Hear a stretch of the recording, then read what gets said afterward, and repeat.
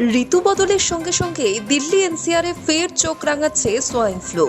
সাথে সাথে আবহাওয়া আর বদলে যাওয়া তাপমাত্রার মধ্যে বাড়ছে H1N1 সংক্রমণ।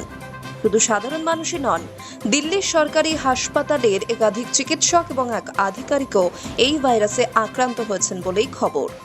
উদ্বেগ আরও বাড়াচ্ছে কিছু রোগীর ক্ষেত্রে দ্রুত অক্সিজেনের মাত্রা কমে যাওয়া এবং তীব্র শ্বাসকষ্টের মতো উপসর্গ। চিকিৎসকদের মতে H1N1 এর সংক্রমণ সাধারণত ফ্লুয়ের মতোই শুরু হয়।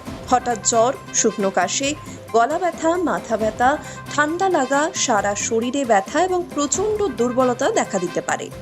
অনেকের ক্ষেত্রে কয়েকদিনের মধ্যেই পরিস্থিতি স্বাভাবিক হয়ে যায়, তবে কিছু রোগীর ক্ষেত্রে সংক্রমণ ফুসফুসে গুরুতর প্রভাব ফেলতে পারে।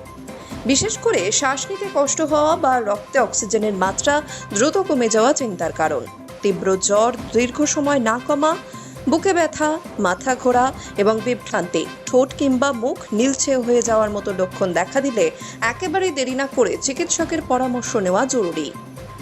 H1N1 সংক্রমণ যে কারোর হতে পারে, তবে বয়স্ক মানুষ, ছোট শিশু এবং অন্তঃসত্ত্বা মহিলাদের ক্ষেত্রে ঝুঁকি তুলনামূলক বেশি। একই সঙ্গে ডায়াবেটিস, হৃদরোগ বা দীর্ঘদিনের ফুসফুসের সমস্যায় ভোগা ব্যক্তিদেরও বিশেষ সতর্ক থাকার পরামর্শ দিচ্ছেন চিকিৎসকেরা। যাদের রোগ প্রতিরোধ ক্ষমতা কম, তাদের ক্ষেত্রে সংক্রমণ গুরুতর হয়ে উঠতে পারে। কিভাবে চিকিৎসা হয় এই রোগের?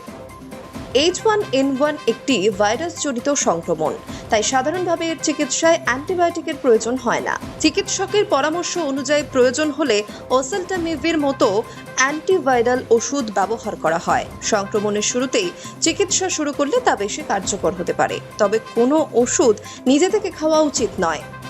কিভাবে দূরে থাকবে সংক্রমণ এড়াতে বারবার সাবান দিয়ে হাত ধোয়া, হাঁচি কাশির সময় মুখ ও নাক ঢেকে রাখা এবং অসুস্থ অবস্থায় ভিড় এড়িয়ে চলার পরামর্শ দেওয়া হচ্ছে।